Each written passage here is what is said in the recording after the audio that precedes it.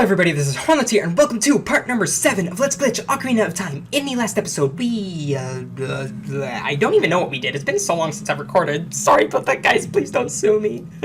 I'm kidding, you guys won't sue me. I've already mentioned, I was sick, and I had lots of homework, and I went to Atlanta, which was actually really nice, by the way. I did enjoy Atlanta a lot. So whatever. In the last episode, I think we did a bunch of Goron City stuff, and in this episode, we are going to be doing another really nice game-breaking glitch, so that's something to look forward to. And now, I want to thank Nintendo Gamer 4100 for reminding me to do this because I completely forgot. I was going to do this for every episode before this and after, but it just completely slipped my mind. I forgot to show you guys that... Shoot, just a second, guys. That's the wrong one. There. That I'm not using cheats. So yeah, as you can see, absolutely none of these are checked. There's none of these are checked either. Nothing. I can even... Here, I'll click unmark all a bunch of times just to prove to you guys that no, I am not cheating. Now that you guys know that I'm not cheating, not like I was going to ever cheat in this, we're going to want to pull out our bottle with our fish. What was the fish's name? I want to say it was like Frederick or something, but I think that was one of our bugs. We're just going to want to come this way. And right here, we're going to want to line up the tip of Link's head up with this bolt here. It really doesn't matter. You could be anywhere between this bolt and the one that's directly to the right of us. It doesn't really matter, I guess, but yeah, whatever. Screw it. Oh man, that's funny. Get it? Screw it? Because it's like, it's a screw that I lined the tip of my head up with. That's horrible. I'm so sorry for the lame pun, guys. Okay. But then just pick up the fish, turn around 180 degrees, and then we're going to walk backwards a tiny bit, and then we're going to want to do 6 backflips, and on the 6th, we're going to do Ocarina items. So, ready? 1, 2, 3, 4, 5, 6. And we are doing Ocarina items. We just want to cancel it and kind of walk towards the door. Sometimes it'll be a weird angle like this, but just go and enter the door. It's hopefully it shouldn't close on your face. It shouldn't slam itself on your face. And I'm not entirely sure why that works, but whenever you do Ocarina items or even just drop your bugs or fish off on while you're on a button, that does something, of course. It will actually prolong the effects of what that button does for another like 4 or 5 seconds, which is really nice. It's really nice. So yes, but let's just get going with the fight here. King Dodongo. This guy is really easy. He's much easier than Queen Goma was. Oh my goodness! I just realized that this boss is King Dodongo, and the last one was Queen Goma. Oh my goodness, are they married? Aw, that would be so cute. Aw, just got King Dodongo and Queen Goma, and just... Oh, what was I saying? I don't even want to think about that. What the heck? What was I even... What? Okay, I'm just gonna... To avoid giving myself nightmares for the rest of my life, I'm just gonna drop the subject. We're almost done, King Dodongo, by the way. Let's just kill him one more time. What? Kill him? What am I even saying? I can't talk, guys. But you guys knew that already. Totally quoting Josh Jepson there. Not actually. So yeah, now that we're done that, we're just going to be collecting our heart container so that we can get 6 hearts. Woohoo! That's going to be awesome.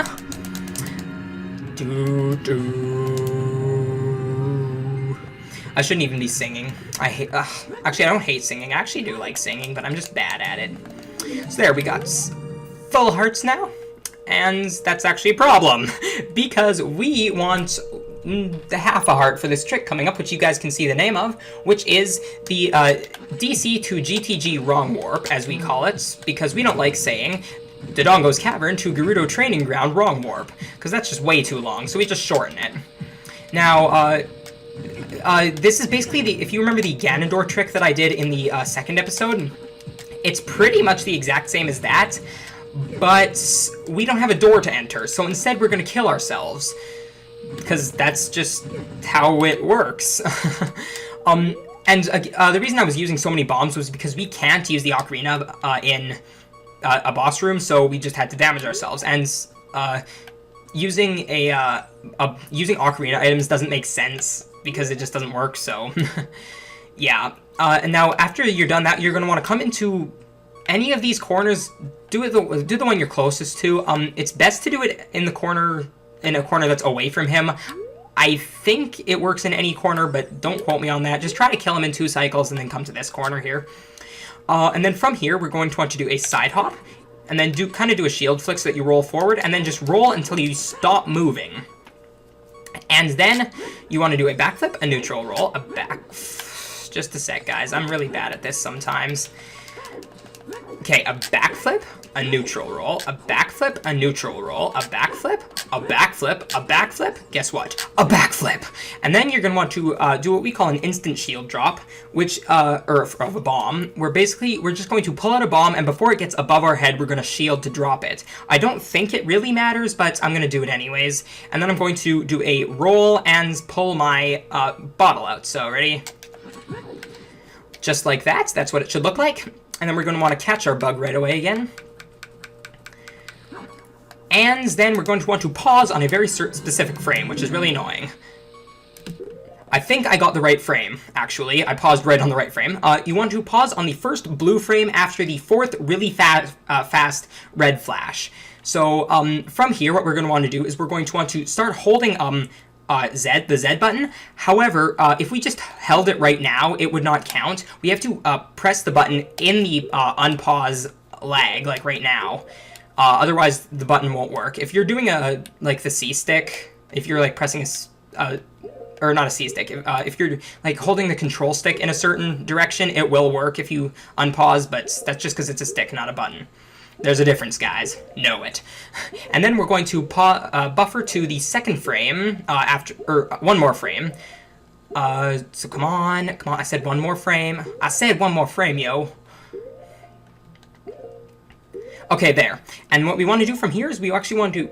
No.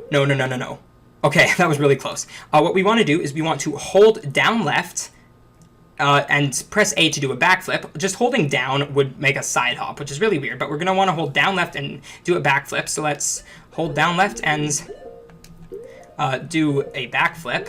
So we're doing a backflip now, and what we want to do from here is we want to do Ocarina items. So we're just going to pull out our fish ends, then we're going to use B, as you guys all know. So ready? And what this does is it does the exact same effects that you remember from the Ganondorf trick, and then as soon as we cancel, we should die pretty much right away. And that is exactly what we want, because then what this does is it tries to load the place that you're supposed to go to when you die, and from the cutscene to get to Gerudo Training Grounds. Mind blown to bits and pieces. Sorry, excuse me. But yes, it works pretty much the exact same as the Ganondorf trick. And now we have one of the most useless items in the game, the ice arrows. But we have to get them because they fill up a slot in our inventory, so yeah. Now what I'm going to be doing is I'm going to be climbing up here, dropping down a bit. As you saw, this glitch was called the, what's it called? I don't even remember. Weird shot, that's it. And we're going to be using that to get past this wall. Now what we're going to be doing is we're going to backflip and pause in 1 more frame, if I can get to it. There's a lot of pause buffering in this episode, and I apologize for that, especially seeing as I'm bad at it. And on the frame that Link looks kind of horizontal like that, you're going to want to pull a bomb out, and you're going to want to press shield to shield drop a bomb right away. So let's... So I believe I shield dropped a bomb there. Yes, I did. And now that we've landed, we're going to want to let go of shield. We're going to want to pull our hookshot out and cancel the pull out hookshot action with our shield, and make sure you do that before it like goes into the first person mode, otherwise it won't work. So let's hopefully get this. Okay, so I just got it. Basically, if you saw, like, I didn't go into the first person mode for the hookshot, and that's exactly what we want. So now we still have the hookshot out, but we're shielding. And now what we want to do is buffer to the first frame of explosion. And hopefully I can get this. It's 2 more frames. From here, if I can buffer. 1 more. 1 more, I said. Come on, who's a good pause buffering? Not you right now. Come on. No, come on. Get in the van. Okay, where did that come from? I have no idea. Come on. There we go. So on the first frame of explosion, we're going to want to buffer a roll. So let's buffer a roll. And then you're going to want to hold back. You got to defy that saying, don't hold back, or if that's even a saying. And you got to hold back. And then you're going to want to buffer to a certain frame. Now, on this frame, you'll notice the hook shot is out. If you see that, then you'll know you're doing this right. And then you want to buffer forward. It's 2 frames right after this. So it's 4 frames, or the third frame, or the fourth frame after you've first made contact with the shield, or the explosion has hit the shield. So it's 2 more frames after this. That's 1. And then it's 1 more after this. Come on, I'm really bad at pause buffering. Come on, I said. I said, come on. There we go. So right there, so now... Oh my goodness. Okay, right there, sorry. From here, we're going to want to let go of everything except for Z, and we're going to want to pull our hookshot out right here. So let's press start and pull our hookshot out, and then keep holding hookshot and lock on. You'll notice the button, or not the button, but like the little scope thing for the hookshot is right down there, still at the bottom of the screen. We're going to buffer 1 or 2 more frames. It's not perfectly precise, but you need to do like 1 or 2 more. Come on. And I may or may not have just failed it. But we want to let go of the Z button and keep holding our hookshot. Okay, I didn't fail it, thank God. And so now, if you can see, we are underneath the place. And yeah, this is really, really weird. And we're just gonna hookshot onto this chest from here, and that's really weird. We just like hookshotted through the wall. And so yeah, that's pretty much what the weird shot does. And now, I'm not really entirely sure how the weird shot works, but basically what it does is it puts our view underneath the level rather than our actual body. So it puts our view underneath, and then from where our view is, we can hookshot to the chest, and then it puts us back where we're supposed to be when it like connects with it, and then it just pulls us through because it doesn't think that there's anything there. Which is really, really weird, but that is all for this episode. Thank you guys so much for watching. If you liked this episode, like it. If you didn't like it, then fine, dislike it.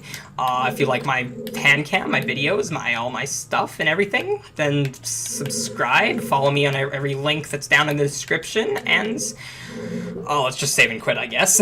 And I'll see you guys next time. Bye.